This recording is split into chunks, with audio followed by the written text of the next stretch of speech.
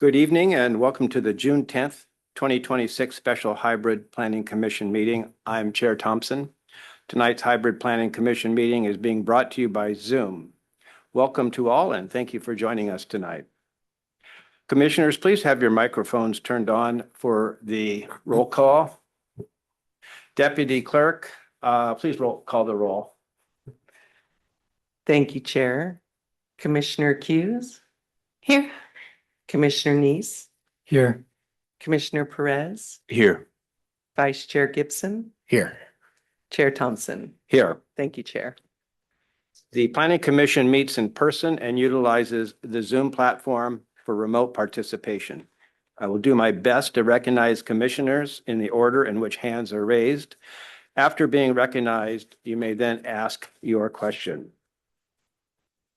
Our first item of business is public appearances. This is an opportunity for anyone to speak to the commission about issues of concern, except items requiring a public hearing, any quasi-judicial matters, or campaign-related matters. Staff, is there anyone who has signed up for public appearances as of 4 p.m. today who wishes to address the commission?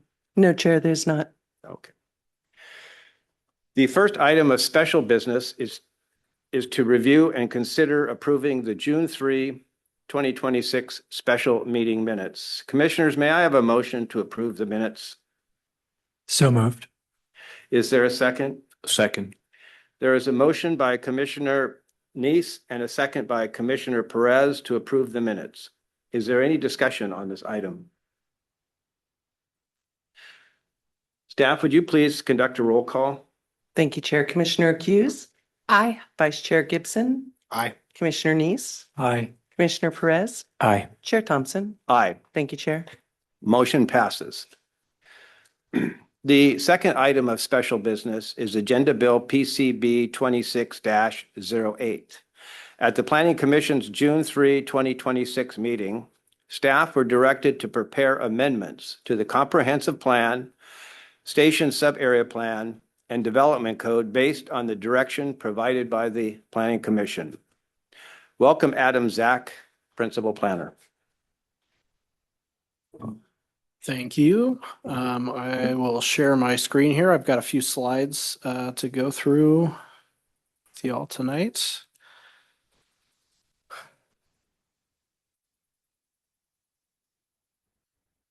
So the presentation tonight will be a continuation of the matter that we discussed last week during the public hearing. It's the comprehensive plan update, the station sub-area plan, which is a new component of the comp plan, and the implementing development code amendments.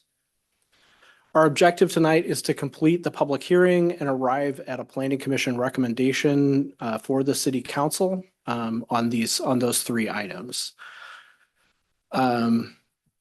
I'm going to start with some background, but I wanted to, for the members of the public that may be watching the presentation tonight, all of the materials that relate to this are available on the project's Let's Talk page. And every one of our agenda bills has included a list of the previous agenda bills where you can find more information. The presentation tonight will go through quite a bit of material at a high level. And there's a lot more detail in those older agenda bills or those previous agenda bills where we talk about these topics a bit more specifically. And the presentation tonight will be posted on the city website, so you'll have access to those links if you're looking for those after the meeting. To start with, I'll provide some background on the Growth Management Hearings Board appeal. So in 2024, the city adopted an update of its comprehensive plan as required by the statewide Growth Management Act. In February of 2025, that updated plan was appealed by FutureWise. Comprehensive plan appeals under the Growth Management Act are decided by the Growth Management Hearings Board, or GMHB. And the Hearings Board is a state board that determines whether a comprehensive plan complies with that Growth Management Act. Coming out of that appeal, 4 issues were remanded back to the city for consideration, and Most of what we're working on, or the amendments that we're looking at tonight, are in direct response to that hearings board decision. So that's kind of the where this all began, was with that hearings board appeal. The 4 issues that were remanded back to the city are land capacity. The board ordered the city to reanalyze its land capacity, disaggregating by affordability levels. There's an adequate provisions piece, which is a combination of mandatory and incentives to help with affordable housing, help address barriers to affordable housing. The board ordered the city to adopt a station sub-area plan for the area around the light rail station. And then they ordered the city to analyze and adopt anti-displacement measures in conjunction with the increased zoning capacity. Another component of that hearings board order is that the city has until July 31st of this year to complete its compliance with the board's order. So that's why we're here tonight. We're on track for that July 31st adoption here. For the land capacity issue, just kind of at a very high level, you'll see there's zoning changes proposed for the town center and the adjacent multifamily zones to add some development capacity in those zones. The town center is proposed to go to an 8-story maximum building height. And then the adjacent multifamily zones would go to a maximum 6-story building height on the TCMF 6. For the adequate provisions, there's a proposal to establish inclusionary zoning in that TC8, the town center and those adjacent multifamily zones. And inclusionary zoning is a requirement that a certain percentage of units in a given zone be affordable housing units. And then there's also part of our adequate provisions is a fee in lieu of affordable housing program, whereby we require the affordable units under the inclusionary zoning, and then the fee in lieu gives an option to instead pay a fee rather than construct those required affordable housing units. And that fee would then go into a fund that will help pay for other affordable housing development. And then there's some other changes kind of throughout the proposed code amendments that fall under that adequate provisions. And all of that's outlined in the mostly in the barriers analysis that was included with the plan.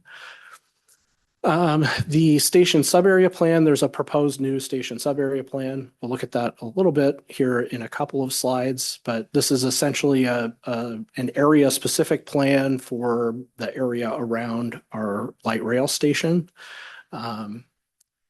And that sub-area plan we'll look at is divided into 2 phases. I'll give a quick summary of those in a few slides.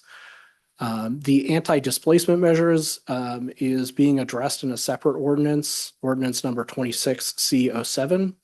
And the anti-displacement measures are a part of Title V of the city code.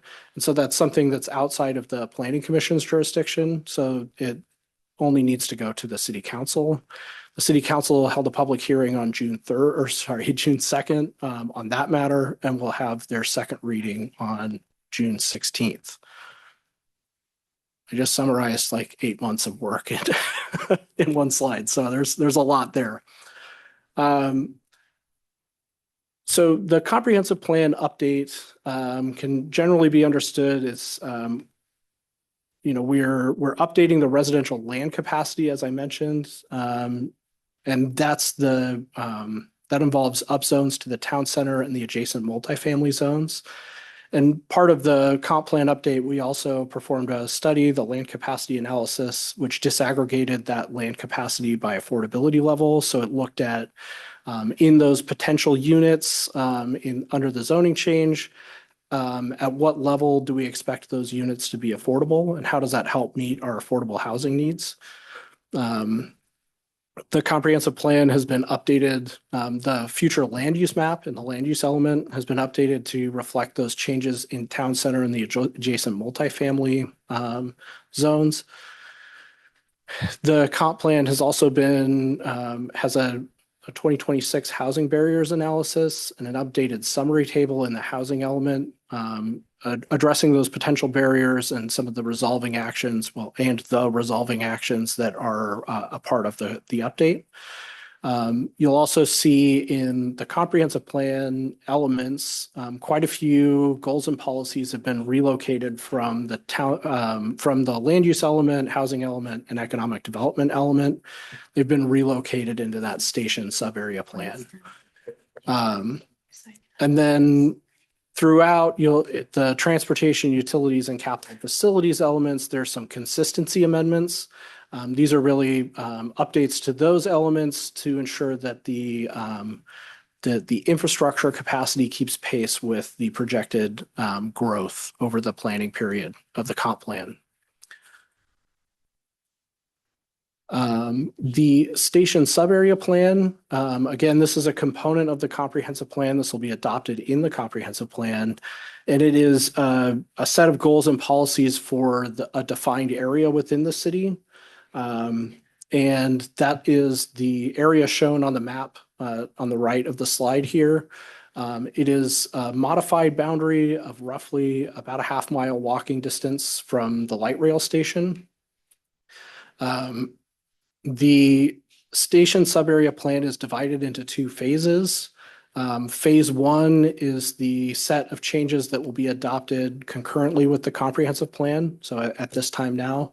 And that's primarily the zoning changes and some of the development code changes affecting that area in orange on the map. And then the larger station area, that blue area outside of that, that falls into the phase two area. And that the sub-area plan has a longer implementation timeline. So we're looking at, the plan foresees adopting changes for that area by 2029. So it's not something that's happening today. And so many of the policies dealing with phase two in the station sub-area plan are really directed at the process that will go into that second phase, which will initiate after we're done with phase one right now. So it'll be that phase two planning process will be a longer 2 to 3 year process. The changes to the comprehensive plan and the station sub-area plan have affected some of the goals and policies in those elements in the sub-area plan. And those goals and policies are implemented in part through our zoning code and our development code. So as those goals and policies change, so too do we need to amend our development code. And that's the third set of amendments included with PCB 2608. The headline here are the zoning changes. We have a picture of the existing zoning map on the top on the right there. The orange area is the existing town center zone. And then those green areas that are adjacent to the town center are the multifamily zones, MF2 and MF2L. And those will now be part of the town center. So you can see the proposed map on the bottom on the right. That orange area takes in those MF areas adjacent to there. The existing town center area will be a maximum building height of 8 stories. And those MF zones adjacent to the town center, when they're incorporated into the town center, those will be have a maximum building height of 6 stories. At the same time that we're making those changes to the zoning map, there's also it would also establish inclusionary zoning for that area, the town center and the adjacent multifamily zones. And that inclusionary zoning requirement would be that 10% of units be affordable at 50% of the area median income. And then corresponding with that inclusionary requirement is a fee in lieu option which allows payment of a fee in lieu of constructing those required affordable housing units. And those funds will be used to finance projects with deeper affordability. So what we found in our analysis is that a lot of the housing needs for households earning below 50% of the area median income required an additional subsidy, that the market wasn't delivering those. And so the fee in lieu is one of our strategies to deliver those or to encourage or plan for those lower income units. There's also some changes in the development code related to permanent supportive and emergency housing. Tonight, we may also use the acronym STEP, which is Shelters, Transitional, Emergency, and Permanent Supportive Housing. And the changes here are to remain consistent with the hearings board, and then also to remain consistent with changes in the state law that have recently been enacted. And then throughout the rest of the code, you'll see there are a number of consistency amendments. These are things like there's some changes to our design standards to remain consistent with the new building heights in the town center, those sort of consistency amendments. So as I said, there's a ton of material on this, and I went through several hundred pages at a very high level tonight. But the previous presentations over so the Planning Commission has met 6 of the last 7 weeks to go over this material. And so we have quite a few presentations that you can go back and see if you want to dig into any one of these topics in a little bit more detail. Again, this presentation will be posted online, so you'll have access to these links there. Or you can find this material on the Let's Talk page for the project.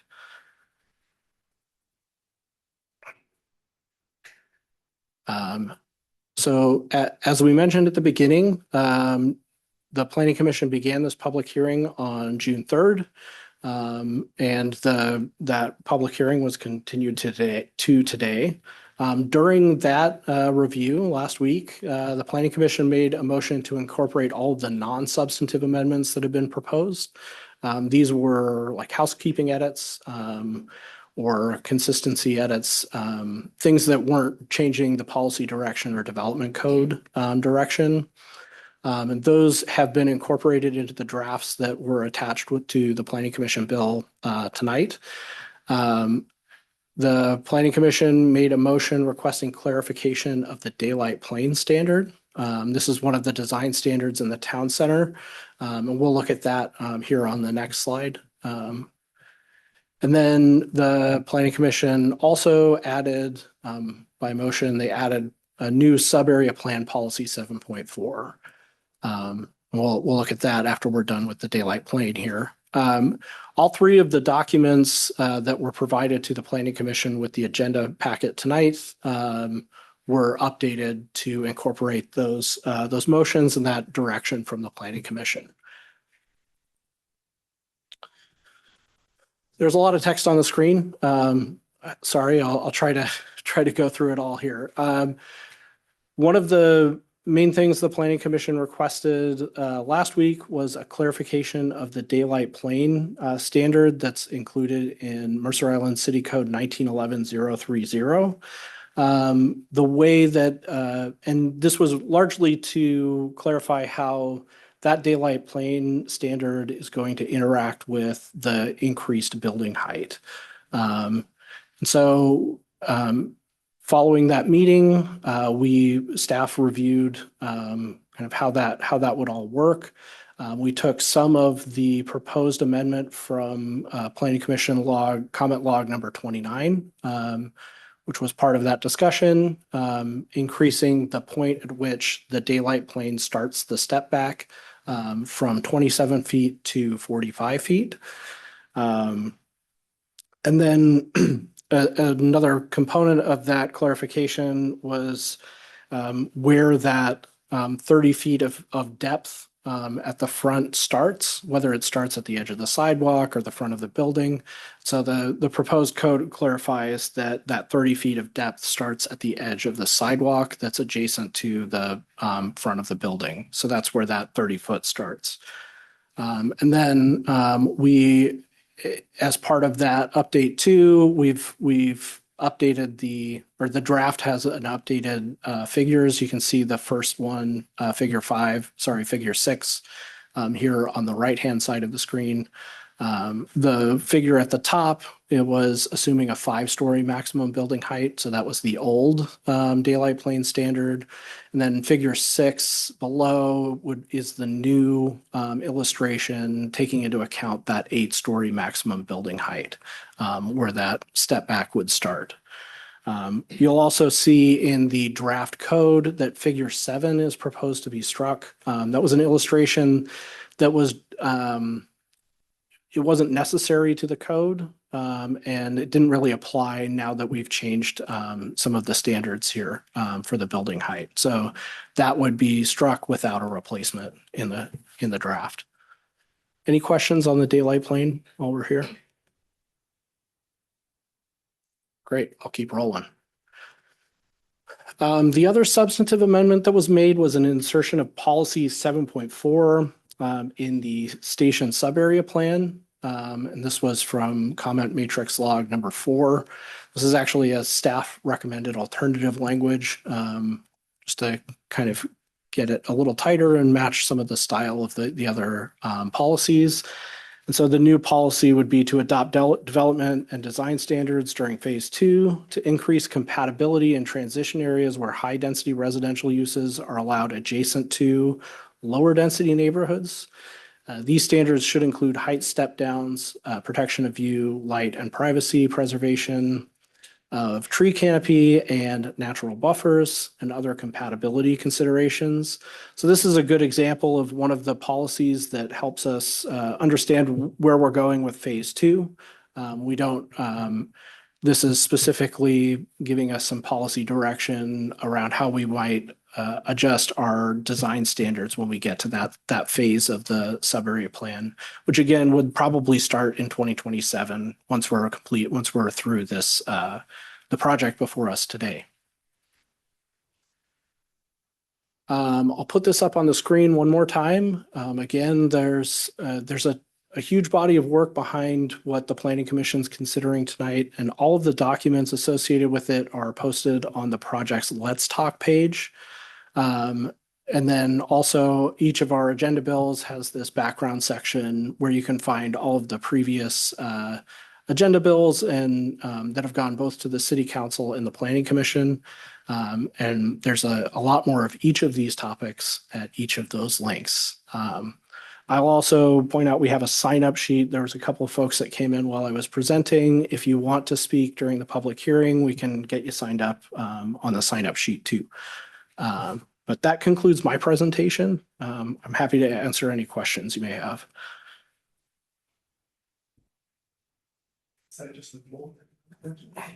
Adam, I have a question. If I forget the exact number, it's something like this new upzoning will increase the housing capacity in the town center from about 1,239 units that the Gross Management Planning Council said we needed to accommodate in 2022 to a little over 3,500 units. How many more additional units will be created with the new daylight plane? We don't know the exact number that would, the exact number of units that would add capacity wise. The way we analyze the development capacity change potential from that going to the 8-story maximum. So we actually looked at some prototype projects at like a 7-story maximum building height, which is a slightly more conservative way of estimating development capacity. To account for some of the lack of clarity of how those design standards may or may not impact development capacity, because sometimes those, things like facade modulation can really impact like how big the development is. And so if we're a little conservative with how we analyze that, that gives us a little bit more leeway to where we're not one for one counting. As we sit here tonight, we don't know how many, if any, additional units, let alone affordable units, this change in daylight plane will create. Correct. I see Allison unmuting here. I was just gonna say, I think we can presume that the impact will be modest in terms of how it affects the overall number of units. It may result in a slight increase in the amount of capacity that could ultimately be developed. But again, we're generally using conservative assumptions in our analysis. And we did not rerun that analysis based on the change that's proposed tonight. It's more likely to affect the appearance of the building than a significant increase in total capacity. Yeah.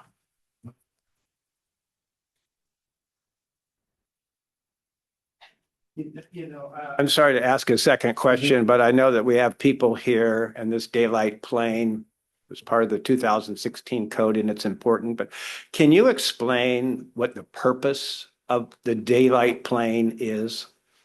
So the daylight plane requires it modulates the bulk of the building where it meets the street. And part of the idea of the daylight plane is to have upper story step backs to reduce some of the shading that can happen, and some of the some folks will call it the canyoning effect of having just a sheer vertical front of the building up 8 stories. And so this requires that step back to occur. The one thing with the daylight plane standard is that it's actually an average daylight plane. And so it allows developers when they're designing their project to either have what's called like a debit area where it goes all the way out to the edge of the building, or a credit area where they step back from at the street level. So for example, a recent design review application I reviewed had a credit area where they had like a small courtyard at the street level. And that was how they got the credit to then have a more vertical facade on another part of the building. So it creates that kind of step forward, step back appearance at the front of the building. Did that answer your question? Yeah. Yes, it does. Great. Any other questions? Or we want to wait maybe till the motion? Yeah. Okay, I think so. Yeah. all right. Are you done, Adam? I am. I'll just say another person came in. If you'd like to speak during the public hearing, I have a sign-up sheet if you want to get signed up. You can come see me here. Okay. Thank you, Adam. The next portion of Agenda Bill 26-08 is to continue the public hearing from the June 3 special meeting to receive public comments on the comprehensive plan update, station sub-area plan, and implementing development code amendments. Individuals wishing to make a comment on this agenda item may do so in person or by Zoom. This public hearing is now open as of 6:31 p.m. Staff, is there anyone who has signed up for public comments to address the commission? First, we have Kevin Richards.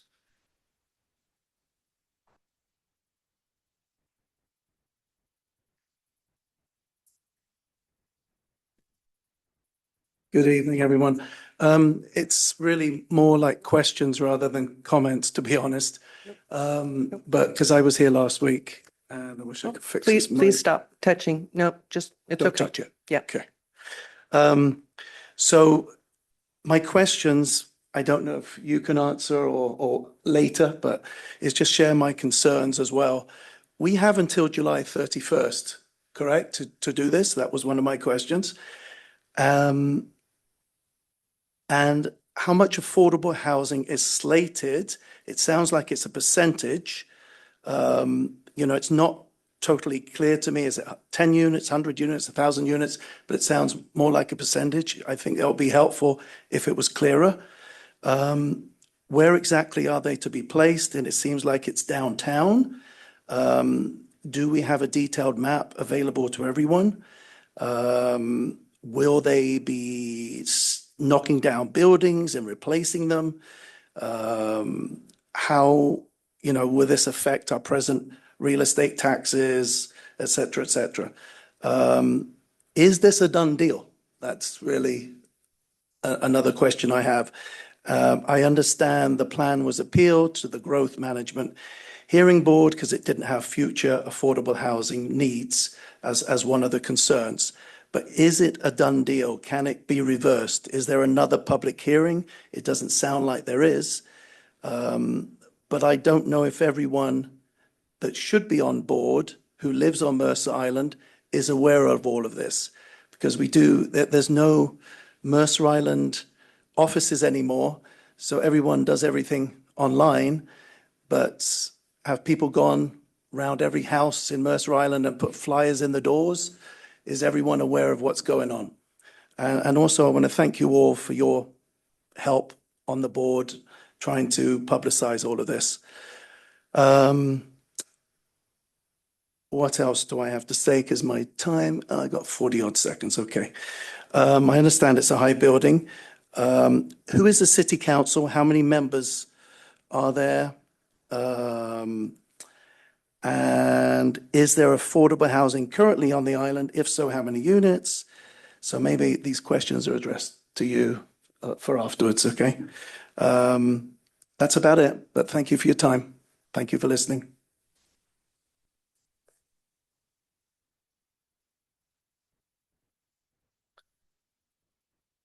Next, I have Jim Madison.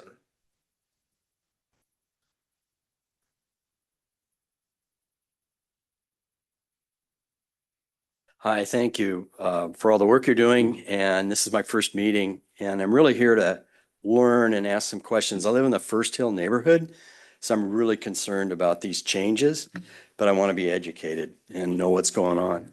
So one of the questions I had was, is there zoning specifically for this supportive housing that's being mandated for us to put in? And so I'd be curious in knowing about that. I'm particularly concerned about that. And I'm also interested in learning more about the phase 2 development as it impacts neighborhoods like the First Hill neighborhood. So that was really all I had. And I appreciate, Adam, you reviewing all of those documents. I've looked at them on the site. It's been a few weeks, but I really appreciated that. Thank you.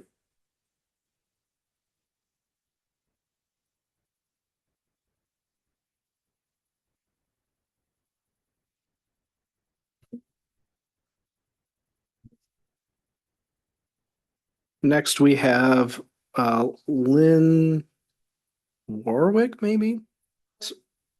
Yeah, sorry.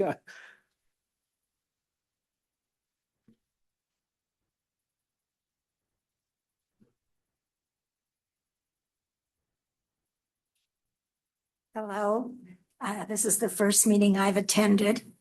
Oh, what do you want me to do? Okay.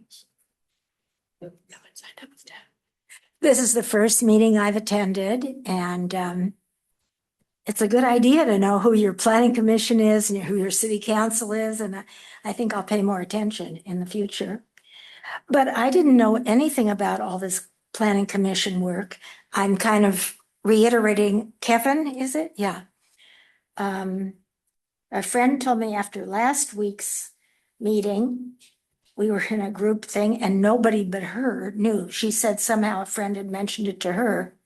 And I looked through the Mercer Island Reporter today. Maybe we're one of the few people who still get it, but there's no mention. I think there should be mention in the Reporter for those who read the Reporter.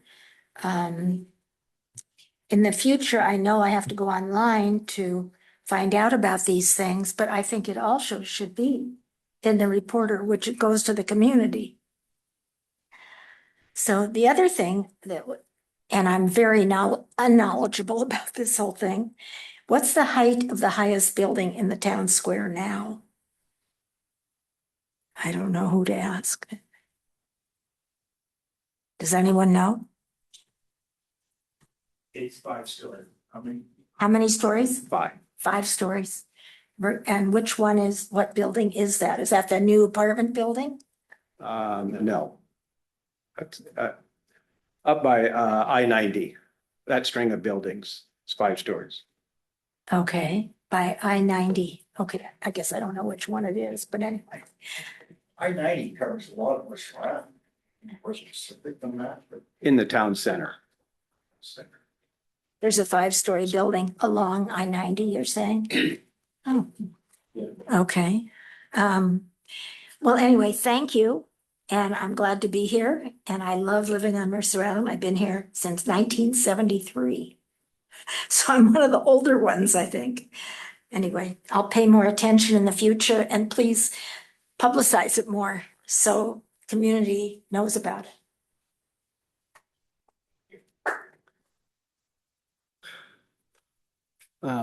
Just as a point of our process, we typically, with the question and answer, the comments are kind of one directional. And so we can, you can pose a question in your comment, but we won't necessarily be able to respond to it. That's our typical procedure.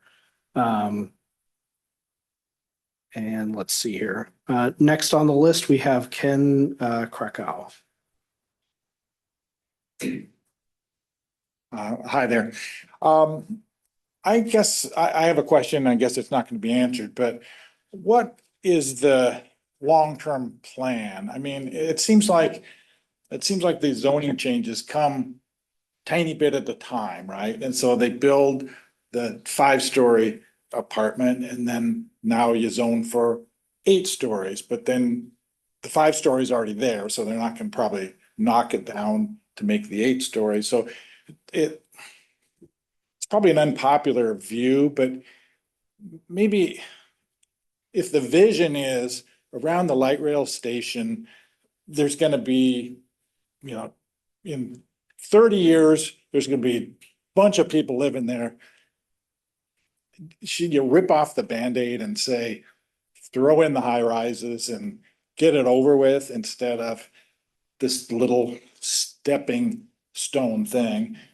And I live in the phase 2 area. And of course, I'm very concerned that in our beautiful little neighborhood, there's going to be, you know, apartment house next to me and a duplex over here. And, you know, it's just, if that's going to be the case, I guess I got to start thinking about moving. But I mean, if they're going to do that, should we just mow the whole area down and throw up the apartment houses and get it over with, or just slow water torture us for the next 10 years? So there it is.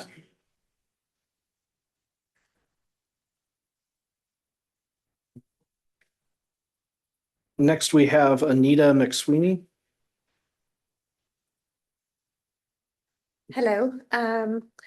So I heard about this meeting tonight through Mercer Island Neighbours. Is Adam Raghead by any chance here? And one of the biggest impacts, there's HB 2266.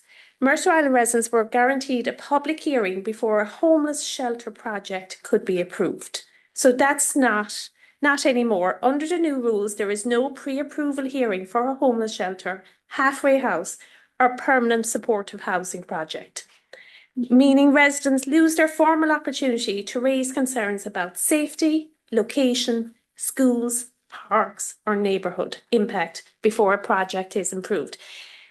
I don't understand that we ask you questions and then you have a format of not answering us. That seems a little bit off to me. I'm a school bus driver. So I go around all these areas and I watch everything. And we have the Shorewood Apartments, most wonderful families. Every is in the Shorewood Apartments. And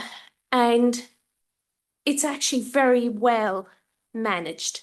To get an apartment in the Shorewood Apartments, you're still paying out over $4,000 a month, which is pretty hikey. So people with money are going into Shorewood Apartments. I'm from Ireland.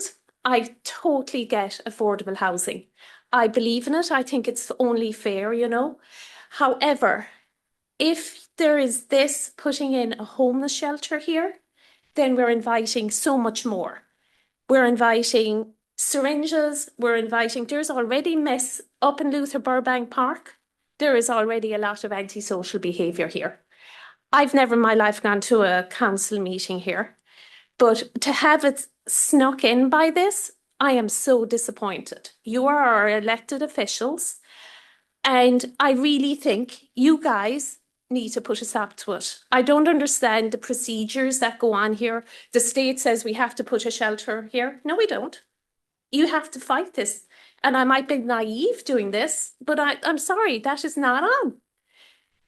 A homeless shelter or housing, or you made a comment, it's a step in another direction. I didn't understand what that meant. So yes, I kind of feel that it's a bit sneaky what's going on here tonight. And to have only this many residents is in itself showing that that it hasn't been publicised. And it is a very sneaky way to go about things. I do believe it has to go, this lady, Mercer Island reporter, of course it should go on there.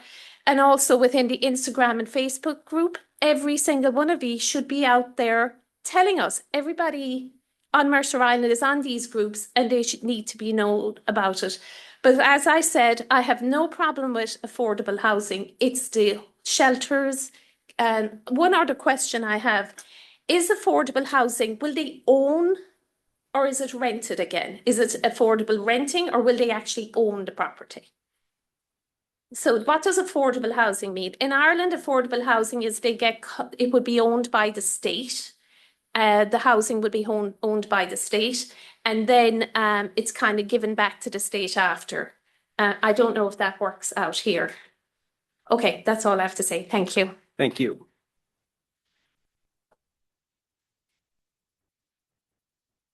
Next, we have Steve Heron.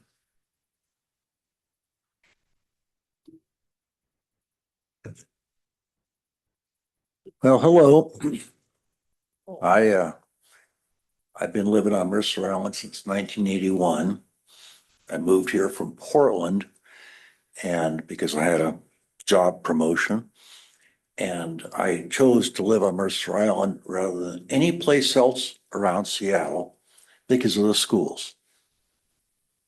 I had one daughter, a year and a half old, and no more.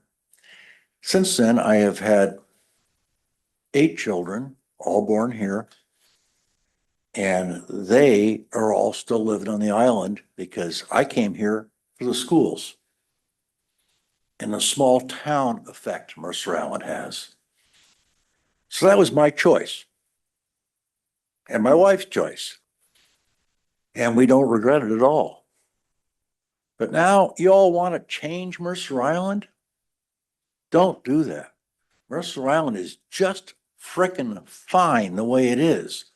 So adding all these people and they're poor people and they can't afford to live here.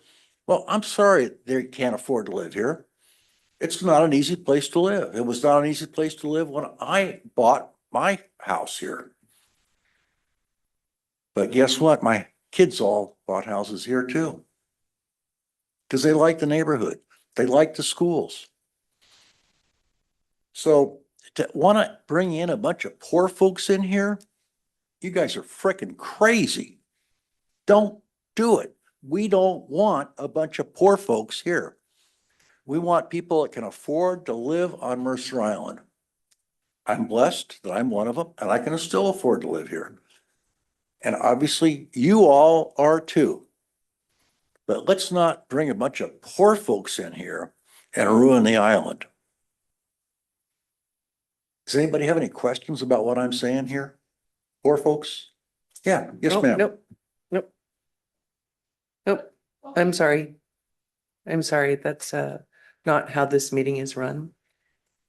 This is a Thank you. public hearing, and so we're looking for your public comments to the commission. Thank you.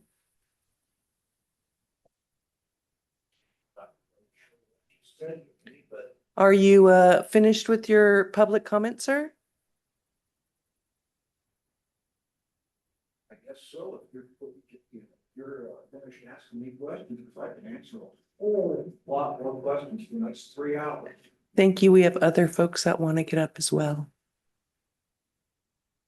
Okay, your position is very good.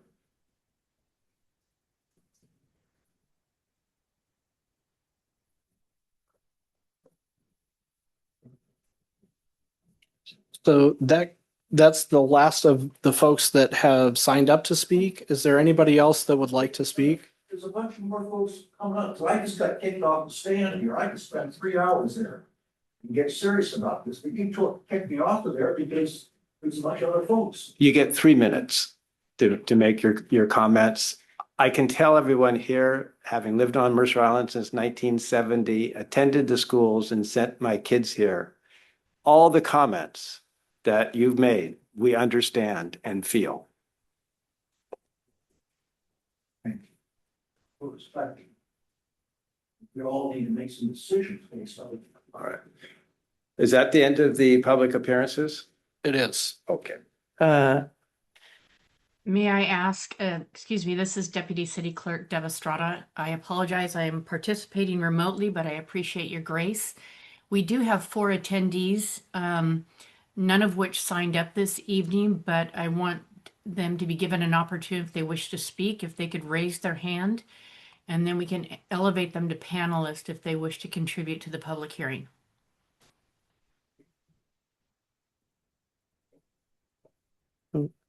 For I don't attendees see, I remotely. don't see anybody raising their hand, and so I believe that concludes the individuals that wish to speak tonight, Chair. Thank you. So with the end of the public comments, the public hearing is now closed at 6:50 p.m. Staff will now discuss procedures for the Planning Commission's review and recommended motions regarding the comprehensive plan update, station subarea plan, and implementing development code amendments. Welcome, Adam Zach, Principal Planner. Great, thank you. I have 2 slides here. Let me share my screen. So first, I wanted to highlight the next steps for the project because this isn't the final step in the process. On June 16th, if you arrive at a recommendation tonight, that recommendation will be delivered to the City Council and initiate their legislative review process.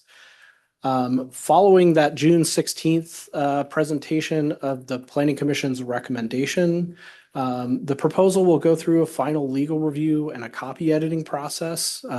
So this is where we kind of clean up the draft and get it ready for adoption.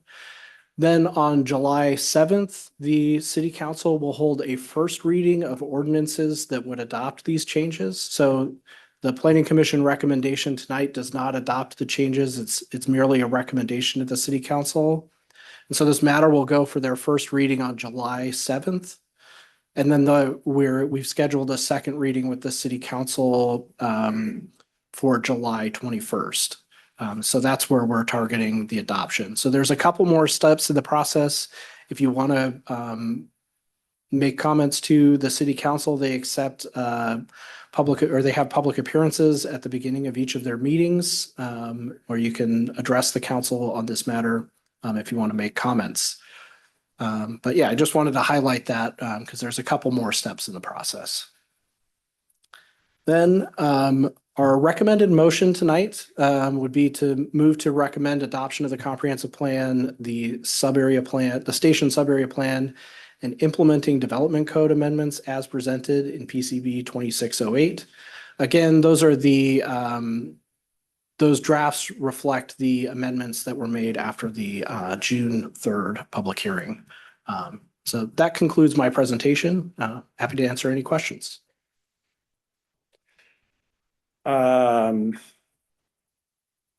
Commissioners, are there any questions? I think at this point we are only looking at the daylight planning. Am I correct on that? Is staff proposal already been with the language for JB Gibson? Did we actually adopt that? That's in the the amended. The amended implementing development code amendments show the daylight planing standard that I summarized a few minutes ago, which is where the step back would start at 45 feet and continue back to partially Commissioner Perez's proposal, partially resolving the questions that Nazim had, but I think we have a code that would work now. All right. So I think we should just move to the motion. And then and once the motion's open, we can see if there's any questions or motions basically on the daylight planning. I don't think there's anything left from the matrix last session. So commissioners, may I have a motion to recommend adoption of the comprehensive plan, station sub-area plan, and implementing development code amendments as presented in PCB 26-08. So moved. Is there a second? I second. There is a motion by JB Gibson and a Vice Chair Gibson, and a second by Commissioner Perez to recommend adoption of the comprehensive plan, station sub-area plan, and implementing development code amendments as presented in PCB 26-08. Do we have any comments at this time? I'd like to propose a amendment to that. And Adam, I sent this to you before. If you're able to pull that up, that'd be helpful. It'll be just a second here.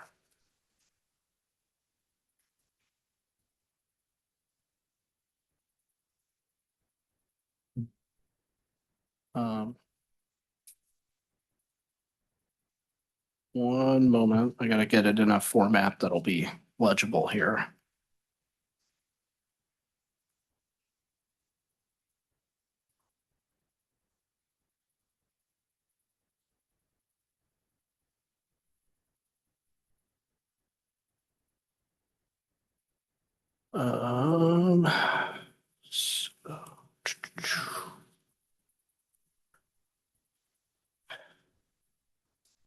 Okay, so I move to amend section 1911-030 A6A to read from a height of 27 feet at the property line, building shall step back at a 45-degree angle up to a height of 57 feet. Is there a second? I second Vice Chair Gibson's motion, and perhaps you could discuss it. So a couple kind of points on this. The staff recommendation is to keep the struck language here and just change from a height of, I believe it's 40 feet, right? 45 feet. This would keep the step back starting at the lower level, and then the 57 feet corresponds with the 30 feet that's already in the code of back from the property line, but at a 45-degree angle, it'd be 30 feet back from the sidewalk. So this was one of the ways that Commissioner Perez's comment on 6.2 proposed to resolve the issue of the 45-degree angle going back perpetually, given the additional height. I think that this alternative would have negligible impacts compared to what the staff has in terms of how it affects the land capacity analysis, given how the land capacity analysis was put together as I understand it. The main reason that I'm asking for this is I believe the purpose of the daylight plane is to preserve daylight for the street level pedestrian experience. And if you increase the height at which the step back starts, you're going to add bulk at the lower levels and increase shading at the street level. So that's the crux of what I'm pushing for here. I also believe that this proposal aligns more consistently with what the current daylight plane shows in the code. And the direction from council was to not touch this and review daylight plane issues and during the phase two. So. Is there any other discussion perhaps?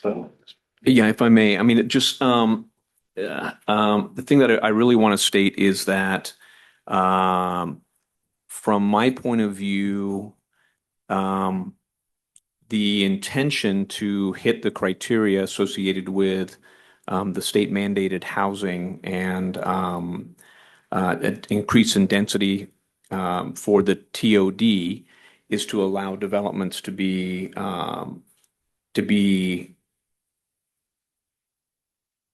allow developments to proceed in the central city district. And at 27 feet for an 8-story building, it's a very, very odd proportion.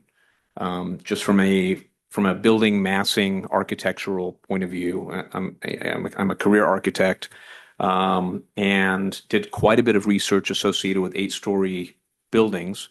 And it's a very particular setup. Now, having said that, the existing building code as it stands right now works really well for a 5 and a 6-story building. The modulation per the design standards and the design commission worked out very well.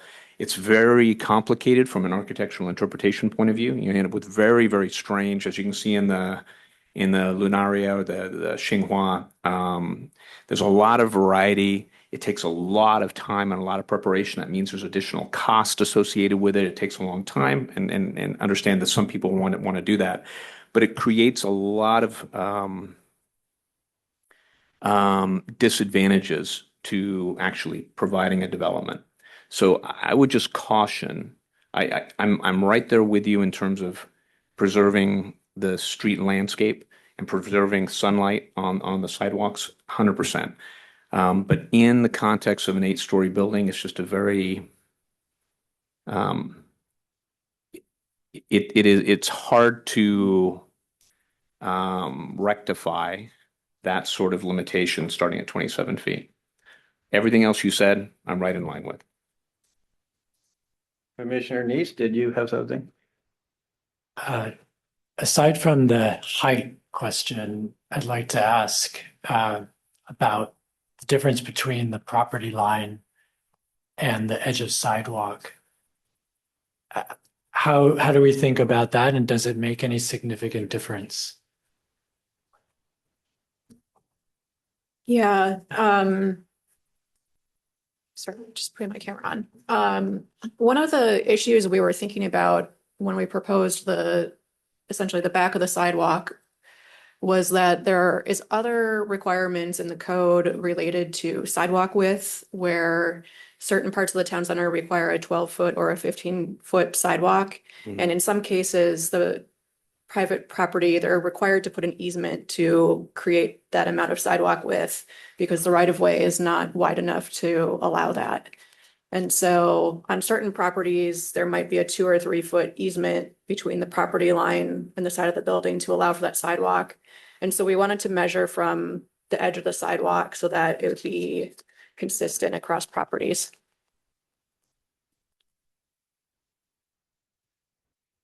Is that it? Do you have any other? No? Well, I guess regarding the height, there are buildings, I think some of the buildings you mentioned, the 5-story buildings. I believe those were passed prior to some of this legislation.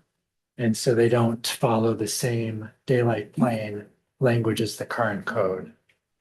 I'm the only off-islander here, so and I live in a more dense place, so I may not be the best person to judge how that feels. To me, it feels totally fine, but it doesn't feel like a canyon. So personally, I don't object to the code as Adam had presented it, going up to the 45 feet.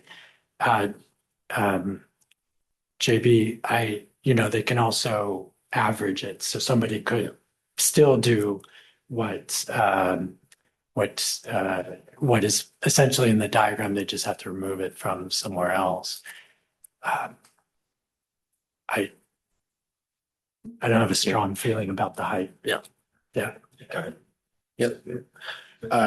No, I appreciate both comments. I also recognize your expertise is much deeper than mine in terms of the complexity of it. I think where I stand today is that it deserves a closer look and some study that will happen in phase 2. And I think that does need to happen so that it can be really thought through.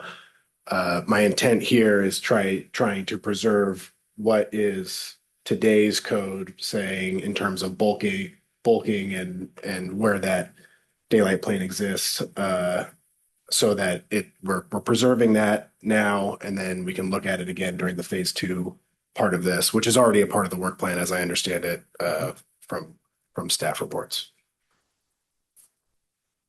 Well, my comments are first about the process. According to the staff's comments in the matrix, and I reviewed the council meeting and they're correct, the Planning Commission was given instructions not to address daylight planning.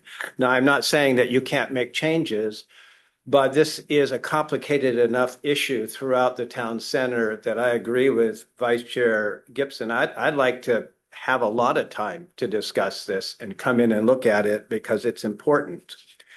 Now, the city's consultant and the outside attorney have indicated that the current plan with daylight planning meets our compliance issues. And that is why we are here. And nobody can tell me if this is going to create more units, more affordable units, because I reread the board's final decision and order, and they are not getting at actual total units. They want to see more affordable units and how to get there and provisions. That was their complaint mainly, is that we don't have, despite the mixed use buildings, enough affordable units in them. So I was actively involved in 2015 and 2016. We had an 18-month moratorium on town center development after the Hadley was built. And there was a lot of unhappiness with that. The code that was eventually adopted was not a very great code, and past council under Mayor Neese, they did a lot of good changes to that. So good for them. But there were two really good parts. One is a 20-foot walkway between the buildings is required, like from 77th to 78th, because if the McDonald's building and the new one that's being built there called the Xinghua were built right next to each other, we have such long blocks, it would take forever, to go around. And that was a good one. And the other one was daylight planing. And they also have what they call facade modulation. But the idea is we don't have big, wide streets and super wide sidewalks like Bellevue Way. They're kind of narrow. And so we didn't want to feel, it's called the canyon. People were saying we're going to be living in a canyon. And that was when the buildings could be 3, 4, and 5 stories. And now that they can be 8 stories, that canyon effect is even more of a concern. So if you can now add an extra 18 feet of sheer wall on the side of the street as you're walking by, and it's anticipated both sides are going to be built up to this standard eventually to meet the number of units that we need, it's going to be dark and canyonous. And we're trying to create a vibrant town center. We're upzoning to create more units. But one of the key things to do that is to have dense and vibrant retail and customers and people taking light rail over, people on the island going downtown, which is, getting some vibrancy going. Our town center is kind of rebounded. It's getting better. That's my concern, that if we just come into this meeting at the 11th hour and we just sit there and add 18 feet to that sheer wall facade. I mean, if you ever go to the QFC and you look south at that building, it's called the Avellino. That building has a 5-story sheer wall that goes up. It must have been built, before the 2016 code. I don't want to get that type of building facade on the street front. Now, I don't have your expertise. I don't have Salim's. I don't have JB Gibson's, but I went through this before and we spent 18 months on this daylight planning, which was a new concept at the time.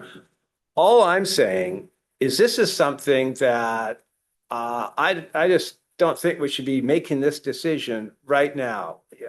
I would like to have you go up to the council and sit there and say, we've identified, he's an architect, so's Commissioner Neese. We've identified an issue that may affect the building. We want the building to be viable. We want to retain the light and the sense of space on our town center streets. So that is why, I would probably go with Vice Chair Gibson's motion and vote for it, except I don't know that either. I mean, I'm just not getting some expertise coming in here where we sat there and we looked at it and there's some drawings. You could come in and say, look, we did some architectural renderings. This is what this street will look like on 78th or 77th or 27th if you have on both sides 45 feet of sheer facade before it starts going back. Because at some point, daylight planning makes no sense. I mean, if daylight planning starts at 100 feet, who cares? You can't see it, So that is where I'm coming on this issue. Commissioner Perez, deserves a lot of credit for raising it. I didn't see it. I missed it, but that's why he's on the commission. Vice Chair Gibson has identified it, but identified the problem with the solution.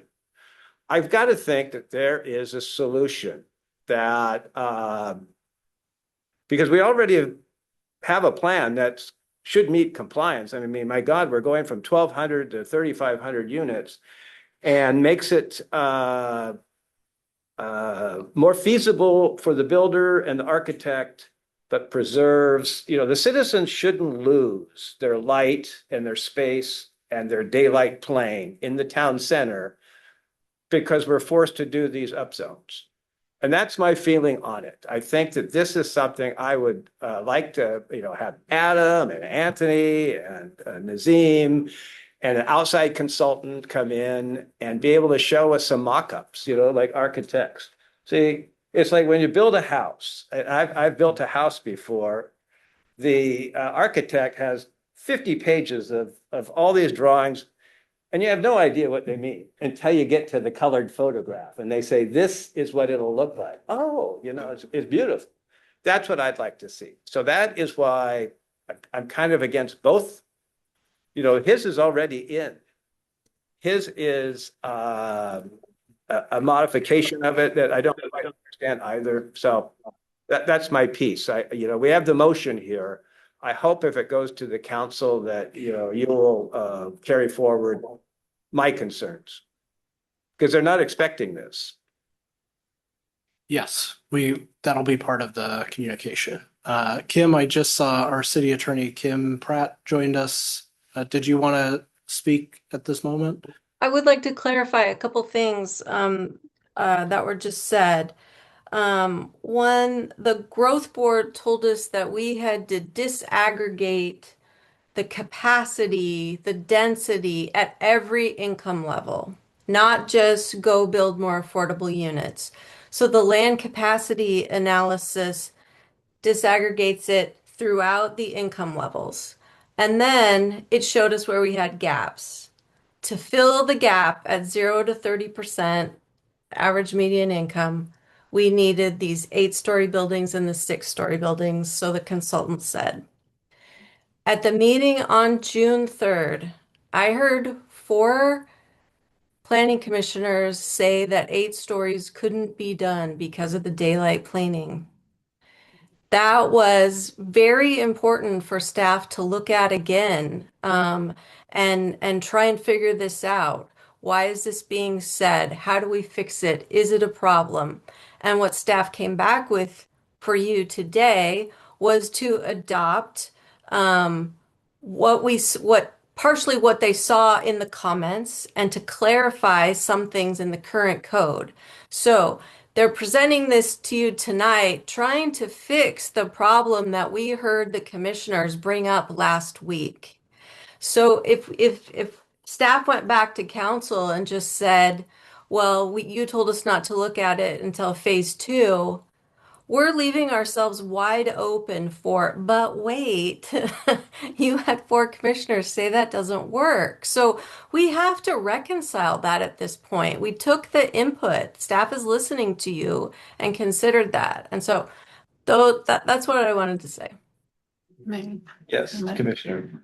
I appreciate my fellow commissioners paying attention to this, but I'm inclined to agree with the city attorney that staff have had a week to look at this, and I'm just hearing this new proposal tonight. And I think our staff has done an excellent job of responding to our request for information. So I'm inclined to go with the staff recommendation. Well, in response to the city attorney, this is a solution that staff came up, but it has very significant ramifications for the town center and its vibrancy going forward. That's all I'm saying. I'm saying last week we were told that even including the daylight plane rule that we have now, that we have adequate capacity and provision in the current plan without changing the daylight plane to meet compliance.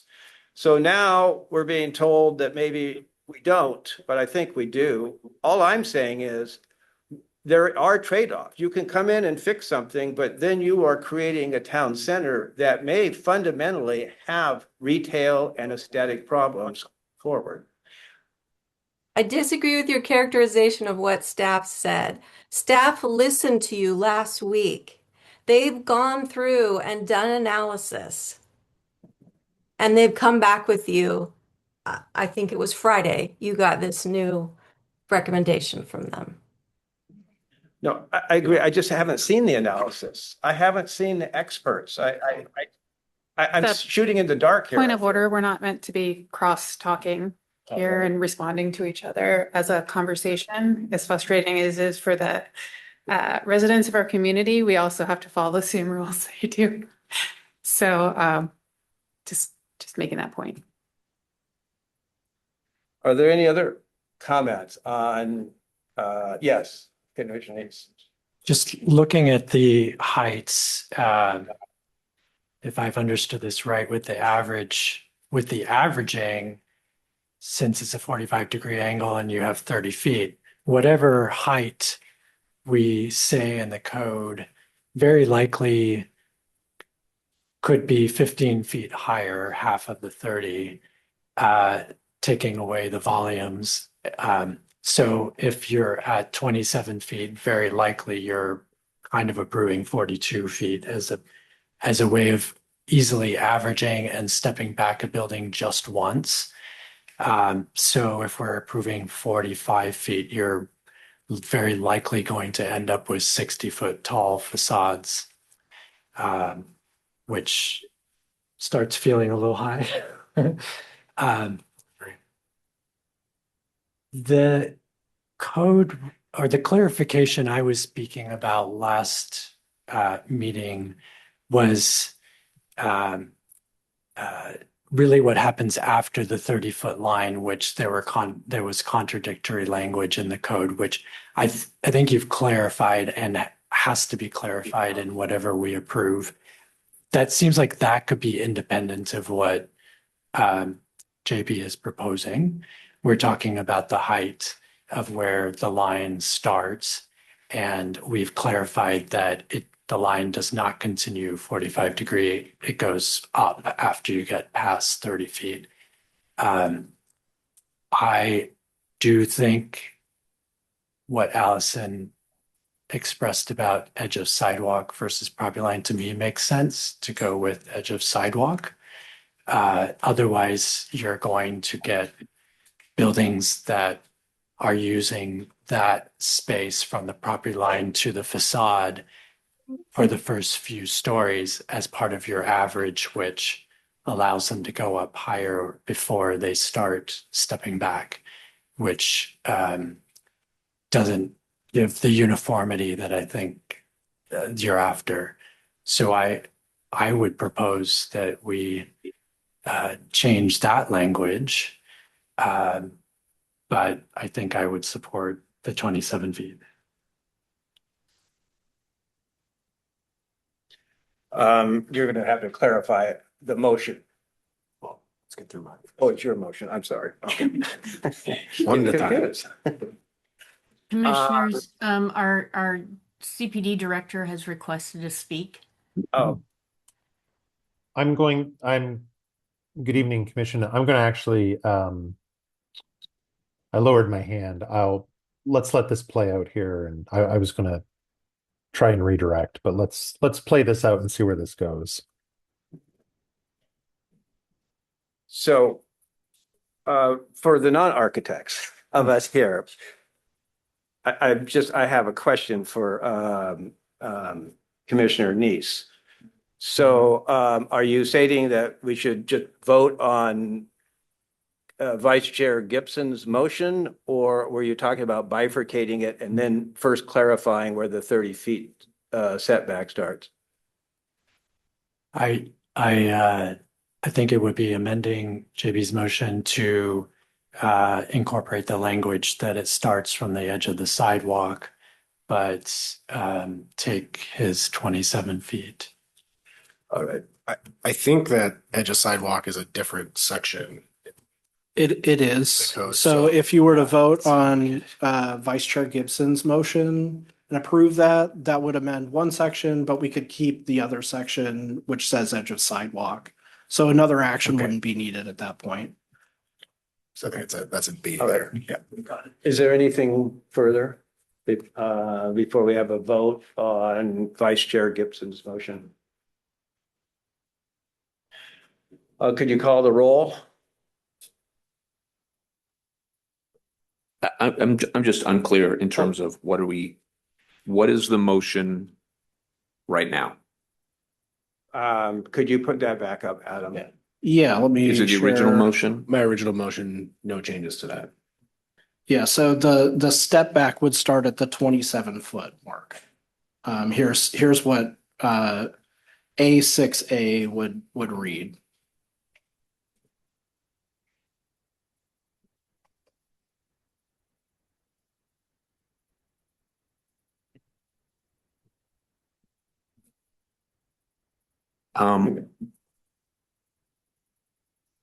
Yeah, I'm sorry. I think now I'm in the same position as the chair.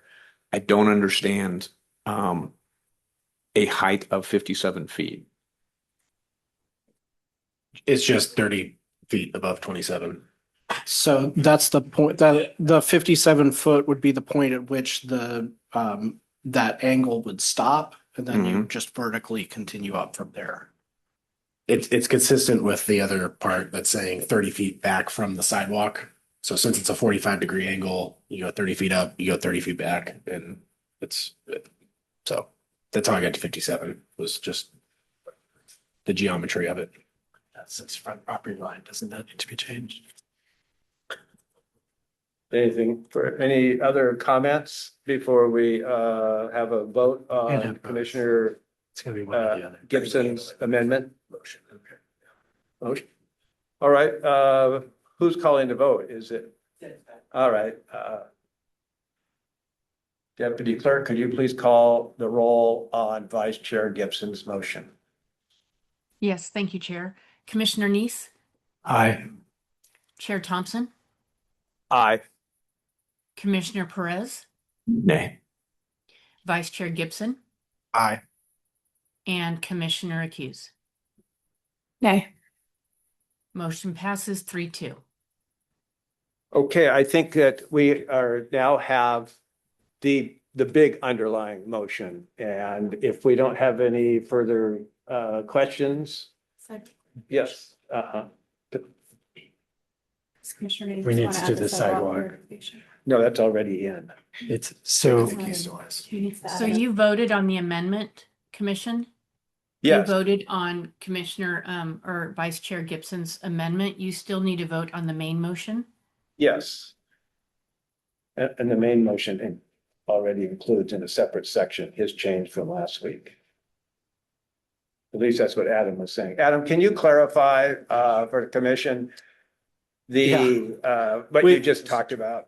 We had some round and round there, so maybe a little clarity is good. Thank So the main motion that's before you now is to recommend the drafts as presented with the agenda bill, plus that amendment that was just made.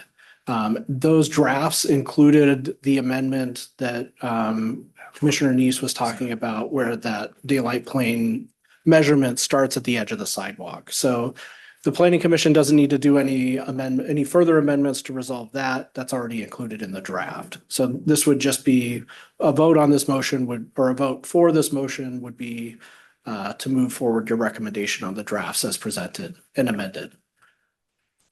Okay, if there's not any further questions or comments, we have the main underlying motion to adopt all three documents.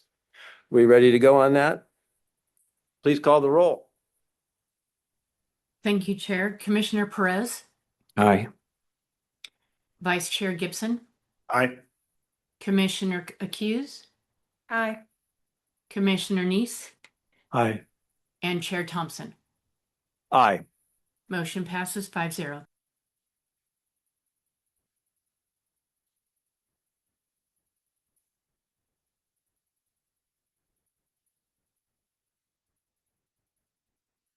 Okay.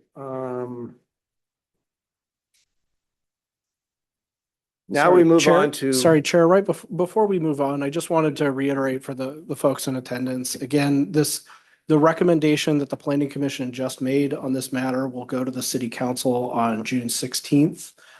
So next Tuesday. And then the first reading of that ordinance would be July 7th. And then the second reading would be July 21st. So there's opportunities to still comment while this goes through the City Council's legislative review. I just wanted to bring that up because we had some confusion in the comments about how that works. No, and I do understand that. It's a very complicated subject without a ton of notice. So we move to other business. Is there a staff report this evening? Just one really brief reminder, our next meeting is scheduled for July 8th, and we will be holding a public hearing at that meeting related to a comprehensive plan amendment. Thank you. Adam, do you have anything? Nothing else? Okay. Well, the next meeting is, well, there being no business to come before the Planning Commission. The time is now 7:25 p.m. and the meeting is concluded. As a reminder to commissioners, please stay seated until staff has terminated the broadcast.